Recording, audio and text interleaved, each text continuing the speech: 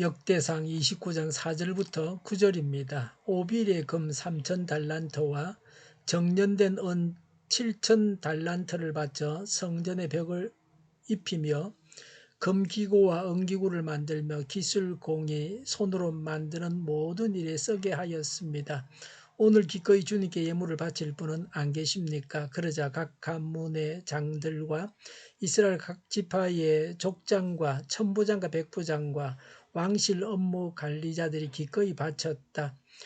그들이 하나님의 성전 건축에 쓰도록 금 5,000달란트와 금 10,000다리과 금 10,000달란트와 동 11,000달란트와 쇠 100,000달란트를 바쳤다. 또 보석이 있는 사람은 저마다 게르손 사람 여히엘이 관리하는 주님의 성전 곳간에 가져다 바쳤다.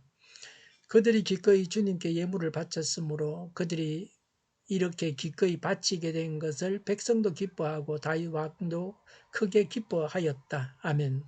성전 건축에 필요한 것을 기록했습니다. 4절에 성전 벽에 오빌의 금 3,000달란트, 은 7,000달란트를 바쳐 성전 벽을 입히며 5절에 금은 기구를 만들게 하였습니다. 다윗이 바친 것은 금 103톤, 은 240톤이었습니다. 4절에 정년된 은은 최상품 은을 말합니다. 가장 좋은 것을 하나님께 바쳤습니다. 이런 정성이 있어야 합니다. 최고의 것을 하나님께 드려야 합니다.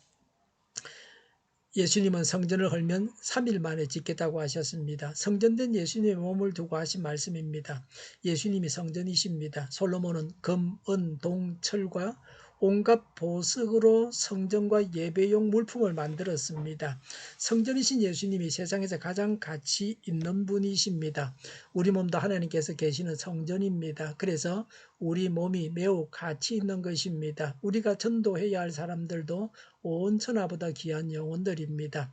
성전 벽과 바닥에 금과 은을 입힌다고 해서 오늘날도 그런 식으로 성전을 지어야 한다는 말씀으로만 이해해서는 안 됩니다. 오늘날에는 하나님께서 예배당 건물에 계시는 분이 아니십니다. 우리 속에, 예수 믿는 사람 속에 하나님께서 계십니다. 예수님이 이 세상에 오셔서 예배당을 지으신 것이 아닙니다. 예배당은 못 믿는 사람인 교회를 위해서 있는 것입니다. 물질에 눈이 어두워 진리를 보지 못하는 어리석은 자가 되지 말아야 합니다. 헌금을 요청했습니다. 5절에 주님께 기꺼이 예물을 바칠 분은 안 계십니까? 라고 마음에서 우러나오는 헌물을 바치라는 것입니다. 부족한 것을 채우고자 하는 마음에서 한 말입니다. 동시에 언약 백성으로서 역할을 다 하라는 것입니다.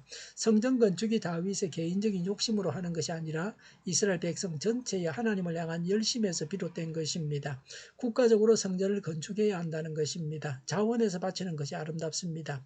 스스로 원해서 바치는 헌금이 되어야 합니다. 무엇이든지 하나님께 드리는 자는 자원에서 해야 합니다.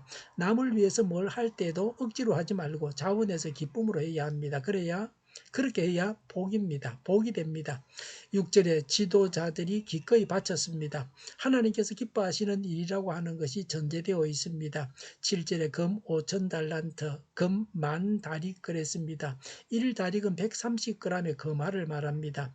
페르시아 다리오 왕 통치 이후에 사용되었던 화폐였습니다. 다윗은 다리오보다 500년 전에 살았던 사람입니다.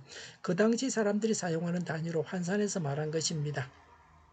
10,000달란트, 동 18,000달란트라고 했습니다.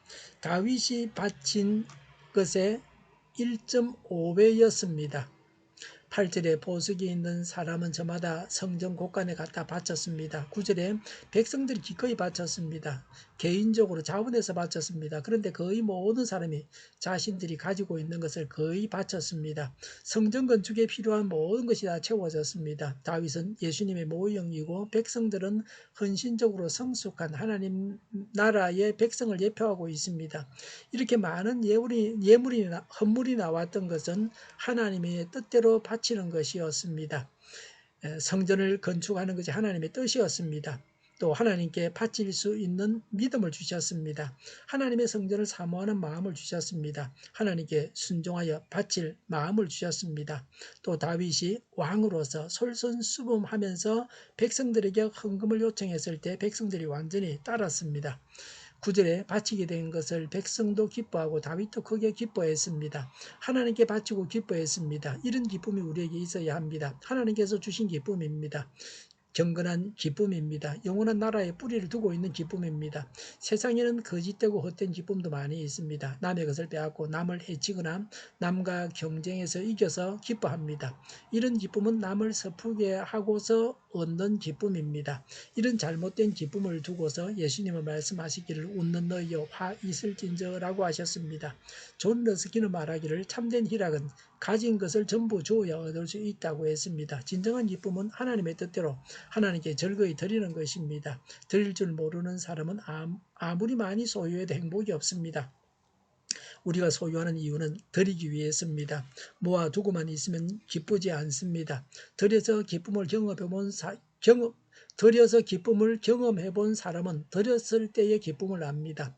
온 교회가 힘을 합쳐서 하나님의 뜻대로 바쳐야 합니다. 그래서 온 교회에 신령한 기쁨이 넘쳐나야 합니다. 하나님께 온전히 드림으로 행복하시기를 바랍니다. 기도하겠습니다. 온 교회가 힘을 합쳐서 하나님의 뜻대로 바치고 신령한 기쁨이 넘쳐나고 하나님께 온전히 드림으로 행복하게 하여 주시옵소서. 오늘보다 내일이 더 낫게 하여 주시옵소서. 교회가 분열되지 않고 하나가 되게 하여 주시옵소서. 모든 언론이 제 역할을 다하게 하여 주시옵소서. 정의가 강물처럼 흘러가게 하여 주시옵소서. 코로나19가 물러가고 백신과 치료제가 나오고 갇힌 생활이 끝나게 하여 주시옵소서. 수도권과 부산의 환자 폭증을 주님께서 막아주시옵소서. 치료제가 아르속히 나오게 하여 주시옵소서. 우리 동일교회가 만구른집하게 하여 주시옵소서.